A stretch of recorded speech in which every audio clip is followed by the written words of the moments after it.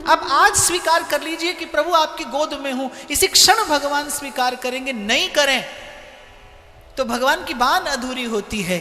कोटि विप्रबध लागई जाऊ, आए शरण तजहू नहीं ताऊ। तो इस पथ पर बल भगवान का है, इस पथ पर आधार भगवान का है, इस पथ पर सामर्थ्य भगवान की कार्य करती है। इसलिए भक्त निश्चिंत रहता है।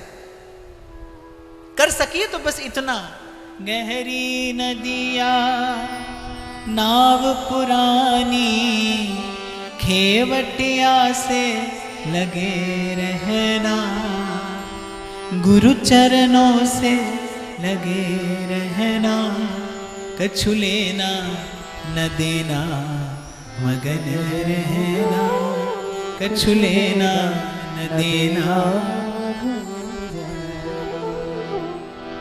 तो गोस्वामी जी तो प्रभु के भरोसे चल रहे थे। और एक और बात आपसे निवेदन करूं कि जब जब भक्त का कोई चरित्र सुनिए तो कभी किसी ऐसी घटना का श्रवण करके, अनुभव करके भक्त में दोष दृष्टि लाने की भूल मत करिएगा, क्योंकि भक्त के साथ भगवान जो लीला करते हैं वो केवल आपका और मेरा पथ प्रशस्त करने के लिए करते हैं। वो केवल आपके और मेरे भजन के मार्ग का निर्माण करने के लिए करते हैं। भक्त का कर्म बंधन तो उसी समय नष्ट हो जाता है जिस समय वो भगवत शरणागति स्वीकार करता है। आपने सुना होगा वीआईपी ट्रीटमेंट, सुना है ना? कभी कभी आपको मिला भी होगा किसी ना किसी आने बहाने से। ऐसे भक्त के पास there is all together a VIP treatment. जब भगवत सन्निधि में है, कमल कर जिन अभय दीने, कर्म बंधन सब कटे। उस पर कर्म का बंधन कार्य नहीं करता। और यदि कर्म का बंधन है भी तो जो ही बांधे सोई खोले। यदि बंधन है तो फिर खोलने वाला भी है। बड़ी प्यारी कथा भक्तमाल की है। तो भगवान सुख और दुख, सुख में गिरने नहीं देते और दुख में टूटने नहीं देते। बड़ी बड़ी प्यारी कथा है। जगन्नाथ जी के अत्यंत प्रिय पार्षद श्री माधव दास जी सदा जगन्नाथ जी के द्वार पर खड़े रहते कि जगन्नाथ जी का द्वारपाल हूं, इसी भावना से सदा भगवान के द्वार पर खड़े रहते। और भगवान ने भी भाव स्वीकार कर लिया। उसी भांति माधव दास जी के भाव का पोषण करते। एक बार अतिसार का रोग हो गया माधव दास जी को, डायरिया हो गया, अतिसार हो गया, शरीर शिथिल पड़ गया। और एक बार तो अपने शरीर पर लगा मैल धोने की भी सामर्थ्य नहीं रही और समुद्र के किनारे जाकर पड़ गए। कुछ देर बाद क्या देखते हैं, करुणा निधान प्रभु अपने हाथ से माधव दास जी के तन पर लगा मैल धो रहे हैं। माधव दास जी ने कहा कि प्रभु, आप कल्पना भी नहीं कर सकते कि आपको ऐसा करते देख मेरे मन में कितनी पीड़ा हो रही है। तो भगवान ने कहा कि तुम कल्पना नहीं कर सकते कि तुमको ऐसी दशा में पड़े देख मुझे कितनी पीड़ा हो रही है। तो माधव दास जी के नेत्र प्रेमाश्रुओं से सिक्त हो गए। कहने लगे, प्रभु यदि आपको मेरी सहायता ही करनी है, यदि आपको मुझ पर कृपा ही करनी है, तो मेरे तन पर लगा मैल आप धो रहे हैं, मेरा रोग ही क्यों दूर नहीं कर देते? तो भगवान ने कहा, वो कर्म का बंधन है, वो प्रारब्ध है। मैं सुख और दुख में तेरे साथ हूं, मैं सुख और दुख में तेरे साथ हूं, लेकिन प्रारब्ध की स्वीकृति आपके जीवन में हो, ये भक्त का ही लक्षण है, ये भक्ति की ही सामर्थ्य है। भक्ति आपको वो संतोष दे देती है कि तूने मेरे मालिक बहुत कुछ दिया है, तेरा शुक्रिया है, शुक्रिया। भक्ति आपको वो भाव दे देगी। सुख देवे दुख देवे, झोली विच पालवा,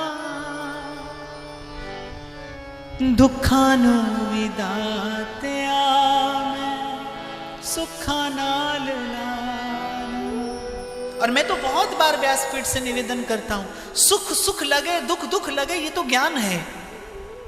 लेकिन सुख सुख लगे और दुख में आनंद की अनुभूति होने लगे, ये भक्ति महारानी की कृपा।